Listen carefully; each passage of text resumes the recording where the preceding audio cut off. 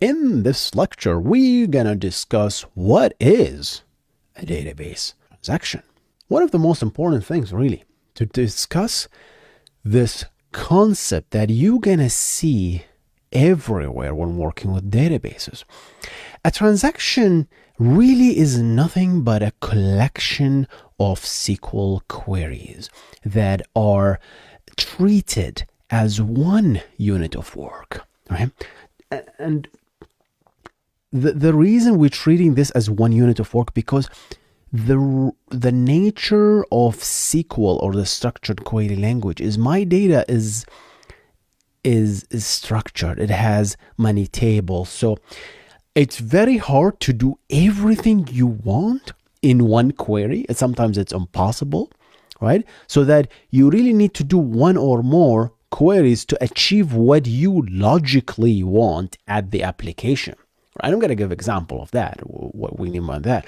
But effectively, that's what the transaction is. You begin a transaction, and then you do query through 4, 5, 6, 7, 8, 9, 10, and then you end the transaction. And that's one unit of work. This is logically one thing that cannot be split, and we're going to come to that. So an example of that is an account deposit. If you want to really deposit some money from one account to another account, then you really need to first select the money from the first account, check if that guy or gal has enough money in their account.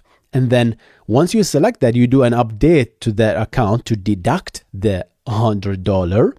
And then the second update will be to deposit the money in the other account, which is increased by $100. So read, update, update. This is a transaction that is consisting of 3 different queries. Very, very important. So let's talk about the transaction lifespan. A transaction always begins with the keyword begin. That indicates to the database that, hey, you're about to start a brand new transaction with multiple queries in it. Okay. And then a transaction, when you are satisfied with all the queries, everything that you write is not durable. In a sense, it didn't actually get persisted in the database unless you say, hey, I'm satisfied. Please commit all the changes that I made during all the lifespan of the transaction. This commit tells the transaction to commit and to persist this thing to disk. And there are so many things here, really, questions that you can ask when it comes to commit, right? And think about the work that the database is doing to actually persist these changes. Let's say you execute 1,000 queries, right? As a database maintainer, if you build a database, how would you do it? Yes, the one you as a student listening to this, how would you build it? Because everyone else that have built databases might have done it differently than you might have do it, right? Because now, if you commit, like, what do? For all these 1,000 queries, all these 1,000 changes, do you actually write to disk with every one of these changes? Or do you wait and put all of these in memory, and then once you commit, you write everything to disk? There's pros and cons to do everything. The first one will make commit faster, right? The second one will make commit slower, right? But at the end of the day, there are pros and cons to any of these things, right? And this is what I want you to do here while listening to this course. Always think about what is really happening behind the scene. The basic bare bone fundamentals is what we are preaching here. And obviously, sometimes things doesn't necessarily go right? It's like, okay, I don't know, I executed 50,000 queries in my transaction. Bad idea, by the way. That long transactions are not recommended in general. But now I'm just, hey, I need to roll back. What does that mean, right? Roll back. That means, hey, all the changes, forget about it. Forget that I made all these changes. Do not persist them. But wait a second. Now, remember my question earlier about the 1,000 queries? All these 1,000 queries, as you execute them, do you actually persist them to disk?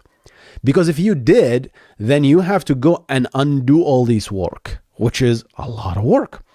The second solution, right, where you write all these to memory and then commit to disk all of these changes, and you can play with this really. You can rollback will be faster because, hey, I didn't write anything. It's just poof, flush anything in the memory, poof, destroy it, right? This is what you play with. Rollback, right? There is the undo, redo space for all these changes as well. That's how databases implement all this thing really differently. But as I am telling you this, I want you to think about these things. Think about how the database might have implemented these things.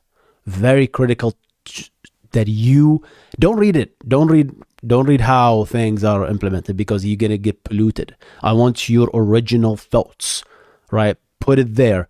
Let's have a discussion, because one of you might have invented something that none of the computer scientists might have implemented. Yeah. All right. So obviously these are done by the user. Hey, I want to roll back right now. Hey, I want to comment right now. But things can go wrong, obviously, right? Transactions, unexpected ending, right? Because, hey, what if I am in the middle of my transaction, 20,000 queries later, I got a crash. The database crashed. What happened here? You need to actually roll back that. But the database crashed. How do you actually roll back? Well, the database, when it comes back, it better know to roll back this. So that's another code path that you need to code to. Yeah, databases are very hard to build. So think about all these use cases. And you can optimize your database and your use case based on that. Every database does it differently. Postgres does it differently. SQL Server does it differently. MySQL does it differently. Oracle does it differently. Each one optimizes on what they personally think, the engineers who built it, that, hey, I think I'm going to optimize for crashes. Or I think I'm going to optimize for commits. That's what Postgres does, by the way. Commits in Postgres are the fastest that you can get, right? Because they do that in a way such that any query that executed during the transaction, they try to persist this change. So Postgres does a lot of I/O, but their comments are beautiful, fast. So that's another thing, right? So another thing that I didn't mention here is, what if during a commit I get a crash? That's the scariest thing, right? If you commit, if your commits are fast, then the chances that you're gonna get a crash are low. That's in Postgres. But if your commits are slow, I believe, if I'm not mistaken, SQL Server commits are slow. If you have a large transaction in general, then chances that you're going to get a crash during a commit are larger, and that's scary. Because, hey, I committed. What happened now? Is it committed or not? And that's the scary part.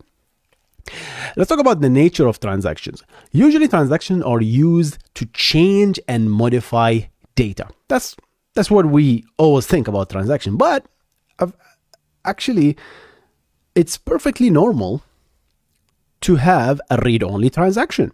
Hey, I'm going to start the transaction. I'm just going to read. And when you actually tell the database that, it can optimize itself such that, oh, this is a read-only transaction. And you might say, Hussein, what are you doing in a read-only transaction? Really? It's like, what? Why? Just read without a transaction. Have every query be its own transaction.